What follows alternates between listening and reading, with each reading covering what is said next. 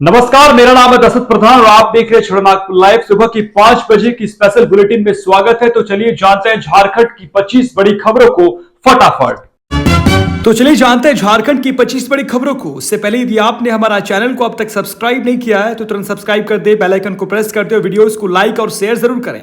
आज है 22 मार्च, दिन है शुक्रवार, हिंदी तिथि शुक्ल त्रयोदशी। सूर्योदय का समय 6:05 सूर्यास्त का समय 6:16 बात करें दिन के इतिहास की तो देखिए 1739 में ईरान के बादशाह नादिर शाह ने अपनी फौज को दिल्ली में नरसंहार का हुक्म दिया था। इस इतिहास में कत्लेआम के नाम से जाना जाता है। दरअसल मार्च 1739 में अब ईरान के बादशाह नादिर शाह ने भारत पर हमला कर दिया और करनाल में हुई लड़ाई में मुगलिया सेना की बुरी तरह से शिकस्त हो गई। इसके बाद नादिर शाह का दिल्ली पर कब्जा हो गया। उसके दिल्ली के लाल किले पहुंचने के बाद यहां दंगे भड़के और लोगों ने उसकी सेना के कई सिपाहियों को मार दिया।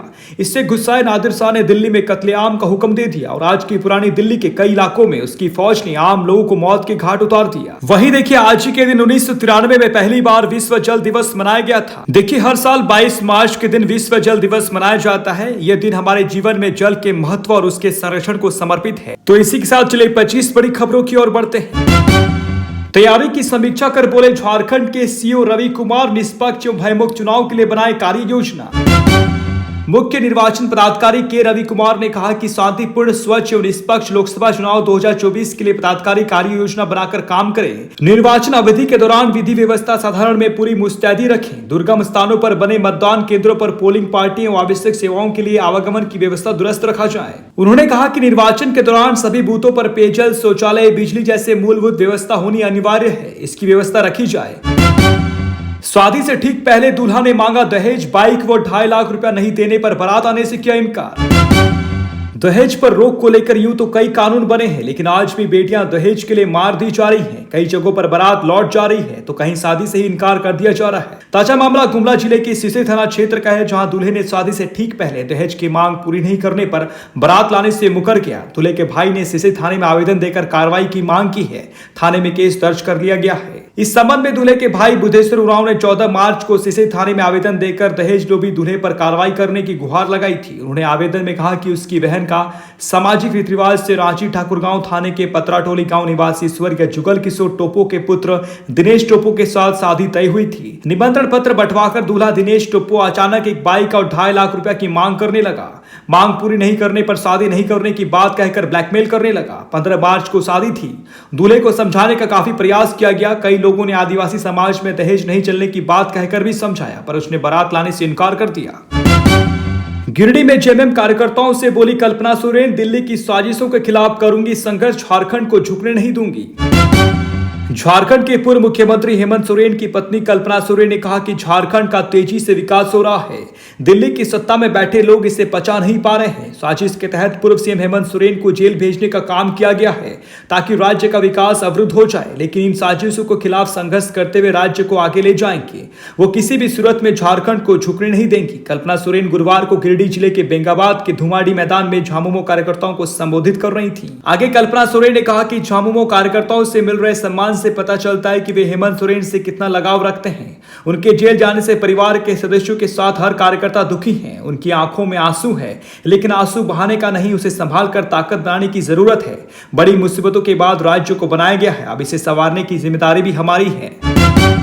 एनआईए ने भाकपा माओवादी के पोलित ब्यूरो सदस्य विनोद मिश्रा को धनबाद से किया गिरफ्तार। नेशनल इन्वेस्टिगेशन एजेंसी ने प्रतिबंधित भारतीय कम्युनिस्ट पार्टी को पुनर्जीवित और मजबूत करने की साजिश रचने के मामले में वांछित एक माओवादी को झारखंड के धनबाद जिले से गिरफ्तार किया है। एनआईए ने गुरुवार को एक बयान में यह जानकारी दी है कि विनोद मिश्रा भाकपा के पोलित ब्यूरो का सदस्य है और वो फरार चल रहा था। इसी क्रम में उसकी गिरफ्तारी की गई है। झामुमो छोड़ बीजेपी में जाते ही बढ़ गई सीता सोरेन की अहमियत, मिली जेड श्रेणी की सुरक्षा। झारखंड मुक्ति मोर्चा छोड़ने के बाद शिबू सोरेन की बड़ी बहू सीता सोरेन की सुरक्षा कड़ी कर दी गई है। भारतीय जनता पार्टी की अगुवाई वाले केंद्र सरकार ने उन्हें जेड श्रेणी की सुरक्षा उपलब्ध कराई है। बता दें कि पहले उन्हें वाई श्रेणी की सुरक्षा प्राप्त थी। भाजपा में शामिल होने के बाद उनकी सुरक्षा बढ़ा दी गई है। झारखंड में 6 लोगों को जेड प्लस सुरक्षा प्राप्त है। झारखंड के राज्यपाल सीपी राधाकृष्णन, मुख्यमंत्री चंपा सोरेन समेत 6 लोग अभी जेड प्लस श्रेणी की सुरक्षा में हैं। सीता सोरेन को जेड कैटेगरी की सुरक्षा मिली है। अब उनकी सुरक्षा में 33 जवान तैनात रहेंगे। ईडी के अफसरों को झारखंड हाईकोर्ट से राहत, एसटी/एससी केस में नोटिस जारी करने पर रोक, हेमंत सोरेन ने दर्ज कराया है मामला।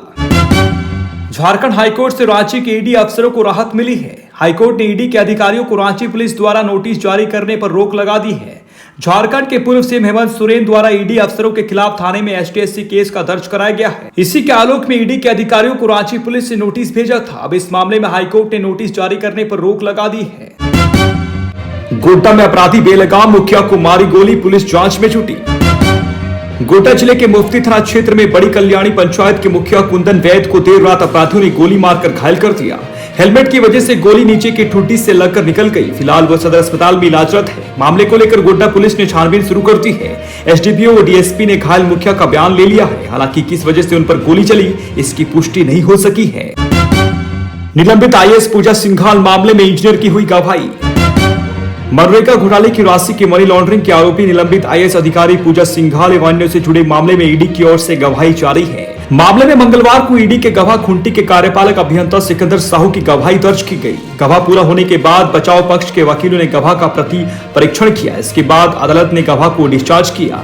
मामले में ईडी की ओर से 12वें गवाह के रूप में सिकंदर साहू को प्रस्तुत किया गया था। मामले की सुनवाई ईडी के विशेष न्यायाधीश पीके शर्मा की अदालत में हो रही थी। मामले में अगली सुनवाई की तारीख 16 मार्च निर्धारित की गई है। मामले में सुनवाई के दौरान आरोपियों को वीडियो कॉन्फ्रेंसिंग के माध्यम से कोर्ट में पेश किया गया था। इसी के साथ बताते चले कि पूजा सिंघाल 25 मई 2022 से जेल में है।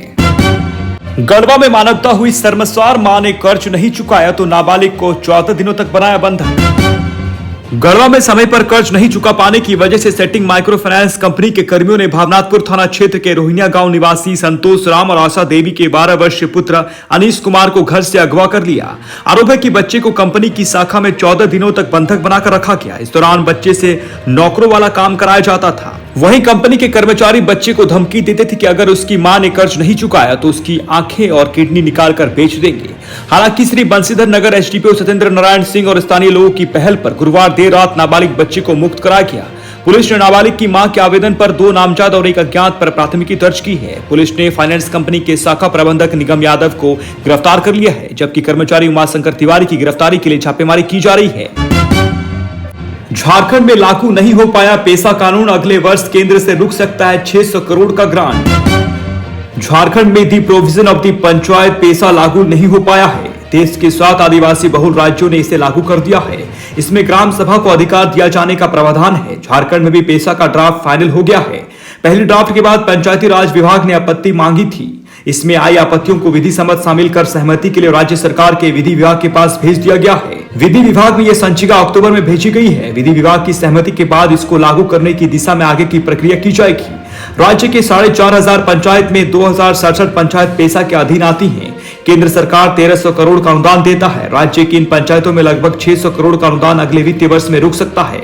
इस वित्तीय वर्ष में केंद्र सरकार ने कुछ शर्तों के साथ अनुदान दे दिया था। इधर वर्तमान ड्राफ्ट को लेकर कई संगठनों की अलग अलग राय है। कुछ संगठन इसका विरोध तो कुछ समर्थन कर रहे हैं। झारखंड में भारत सरकार ने पेसा एक्ट को लेकर इसी सप्ताह एक क्षेत्रीय कार्यशाला का आयोजन किया था।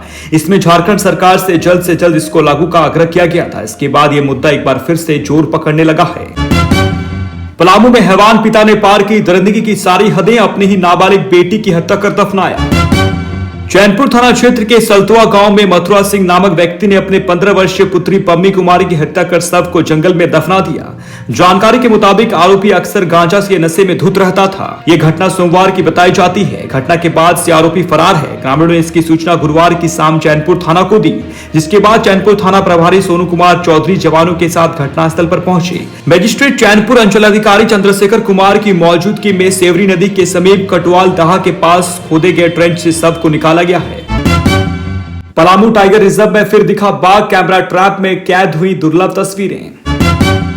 झारखंड के एकमात्र tiger project Palamu tiger reserve में फिर बाघ की एंट्री हुई है। बीते रात बाघ की तस्वीर कैमरा ट्रैप के माध्यम से कैद की गई है। बाघ के स्ट्राइप्स के माध्यम से विशेषज्ञों ने यह पहचान की है कि पिछले वर्ष नवंबर महीने के तीसरे सप्ताह में जो बाघ दिखा था वो फिर से इलाकों में अपनी गतिविधि बनाए हुआ है, जिसकी स्पष्ट तस्वीरें सामने आई है। 1129 वर्ग किलोमीटर में फैले पीटीआर में अलग अलग जगहों पर लगाए गए 50 से अधिक कैमरा ट्रैप लगाए गए हैं। सुरक्षा के कड़े प्रबंध किए गए हैं।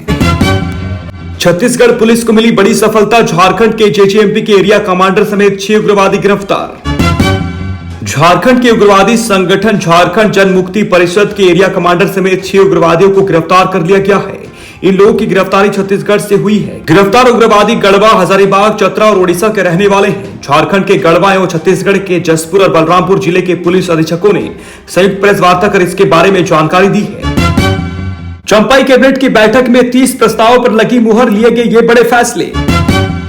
टोल फ्री नंबर से आया फोन, हो गई 65,000 की ठगी। साइबर अपराधियों ने जमशेदपुर के कदमा में प्रतीक्षा उपेंद्र से 65,000 रुपए की ठगी कर ली। महिला ने कदमा थाना में लिखित शिकायत दर्ज कराई है। घटना 28 अक्टूबर 2023 की है। महिला ने बताया कि उसने बिष्टुपुर स्थित एक दुकान से मिक्सर खरीदा था। कुछ दिनों के बाद वो खराब हो गया, जिसे बनवाने के लिए वो एक दुकानदार मोहम्मद मुस्तफा के पास गया, जहां दुकानदार ने कहा कि वो इस कंपनी के कस्टमर केयर के टोल फ्री नंबर पर फोन कर ले। उसके बाद उन्होंने टोल फ्री नंबर पर फोन किया, लेकिन फोन कनेक्ट नहीं हो पाया। अगले दिन टोल फ्री नंबर से फोन आया। फर्जी कस्टमर केयर कर्मचारी ने फोन पर महिला से पूरी जानकारी ली। उसके बाद वो उनका और उनके पति का खाता नंबर भी मांगी। ठग ने कहा कि पहले 1 रुपया गूगल पे कर इस काम के लिए रजिस्ट्रेशन कराएं। उसके बाद जब 31 नवंबर 2023 को जब वो एटीएम से रुपया निकालने गई तो उनके खाते में पैसे ही नहीं थे। इसके बाद वो बिष्टुपुर बैंक ऑफ इंडिया में जाकर पूछताछ की तो ठगी के बारे में जानकारी मिली। ठगी से बचने के लिए रखें ये सावधानी, फोन पर कभी भी किसी के साथ ओटीपी शेयर ना करें, किसी भी अज्ञात लिंक को टच कर उसे ऑपरेट ना करें। इस बात को याद रखें कि बैंक की ओर से फोन कर किसी भी प्रकार की कोई जानकारी नहीं मांगी जाती है। अज्ञात फोन नंबर से फोन आने पर उसे ज्यादा बात ना करें। कोई भी कागजात अपडेट करने का फोन आने पर उसे फौरन कट कर दे। अपने मोबाइल पर कोई भी ऐप डाउनलोड ना करें। कोई भी कूपन या कैशबैक के झांसे में ना पड़े। झारखंड में अवैध शराब के अड्डे पर रेड करने गई पुलिस पर हमला, एएसआई घायल, 1 अरेस्ट। लोकसभा चुनाव 2024 शांतिपूर्ण संपन्न कराए जाने को लेकर साहिबगंज एसपी कुमार गौरव के निर्देश पर बरहरवा थाना प्रभारी सुमित कुमार सिंह व कविंद्र मिश्रा ने बरहरवा थाना क्षेत्र के फुटानी मोड़ स्थित राजा हेमरम के घर पर छापेमारी कर अवैध शराब के साथ साथ एक युवक को गिरफ्तार किया। छापेमारी करने गई पुलिस टीम पर महिलाएं व अन्य लोगों ने हमला कर दिया। इसमें एएसआई कविंद्र मिश्रा घायल हो गए। इसमें अन्य पुलिसकर्मियों को हल्की चोटें भी आई। इधर हमला करने वाली महिलाएं भी घायल हैं। वो थाना प्रभारी पर मारपीट करने का आरोप लगा रही है। पुलिस ने इस मामले में प्राथमिकी दर्ज कर ली है। आरोपी मिस्टर सोरेन को जेल भेजने के बाद अन्य आरोपियों की गिरफ्तारी के लिए पुलिस छापेमारी कर रही है। बिरसा कृषि विश्वविद्यालय के छात्र की हार्ट अटैक से मौत, आक्रोशित लोगों ने सरकारी वाहन में की तोड़फोड़। बिरसा कृषि विश्वविद्यालय अंतर्गत एग्रीकल्चर इंजीनियरिंग के छात्र रुपेश कुमार ओझा की शनिवार शाम 7 बजे हार्ट अटैक से मौत हो गई। वह एग्रीकल्चर इंजीनियरिंग के 7वें सेमेस्टर के छात्र थे और कमरे का रहने वाला थे। बताया जाता है कि रुपेश को हॉस्टल संख्या 4 में शाम करीब 7 बजे हार्ट अटैक आया। इसकी सूचना छात्रों ने warden Neeraj Kumar, associate dean DK Rishi व dean agriculture doctor DK Shahi को दी। छात्रों के अनुसार रुपेश की चिकित्सा सहायता के लिए बिरसा कृषि विश्वविद्यालय प्रशासन से अविलंब एम्बुलेंस की मांग की गई, लेकिन 45 मिनट तक बीवी प्रशासन एम्बुलेंस की व्यवस्था नहीं कर पाई। इसके बाद एक 4 पहिया वाहन हॉस्टल भेजा गया। वाहन से अस्पताल ले जाने के दौरान रास्ते में ही उसकी मौत हो गई। रिम्स में चिकित्सकों ने रुपेश को मृत घोषित कर दिया। चिकित्सकों के अनुसार समय पर छात्र को अस्पताल पहुंचाया जाता तो उसकी जान बच सकती थी। इधर इस घटना के बाद गुस्साए छात्रों ने 1:30 बजे कुलपति आवास को घेर लिया और हंगामा किया। वहीं कुछ छात्र कुलपति के आहते में घुस गए और सरकारी वाहन को क्षति पहुंचाने के बाद कार का शीशा तोड़ दिया। देर रात हंगामे की सूचना मिलने पर पुलिस कुलपति आवास पहुंची और छात्रों को समझाने का प्रयास किया, लेकिन वो मानने को तैयार नहीं थे। बाद में एसएसपी के निर्देश पर अतिरिक्त पुलिस बल मंगा गया। काफी समझाने के बाद छात्र शांत हुए। छात्रों का कहना था कि विवि प्रशासन की लापरवाही से रुपेश की जान गई है। छात्रों के शव को पोस्टमार्टम के बाद परिजनों को सौंप दिया गया है। लातेहार में 1644 किलो डोडा के साथ चालक गिरफ्तार, यूपी ले जाने की थी तैयारी। लातेहार जिले के मनिका पुलिस ने NH 75 पर वाहन चेकिंग के दौरान एक ट्रक में भूसी की बोरी में छिपाकर डोडा बरामद किया है। पुलिस अधीक्षक अंजनी अंजन को मिली सूचना के आधार पर यह कार्रवाई की गई है। दरअसल लातेहार एसपी को सूचना मिली थी कि एक ट्रक में छिपाकर डोडा यूपी ले जाया जा रहा है। इस सूचना के आधार पर एसपी ने बरवाडी एसडीपीओ अश्विनी कुमार के नेतृत्व में एक टीम गठित की। लातेहार के मनिका थाने में आयोजित एक प्रेस वार्ता में एसडीपीओ अवनीश कुमार ने बताया कि गठित टीम ने मनिका बाजार में रांची मेदिनीनगर NH 75 मार्ग पर वाहन चेकिंग अभियान चलाए। इस दौरान एक ट्रक की जांच के लिए रोका गया।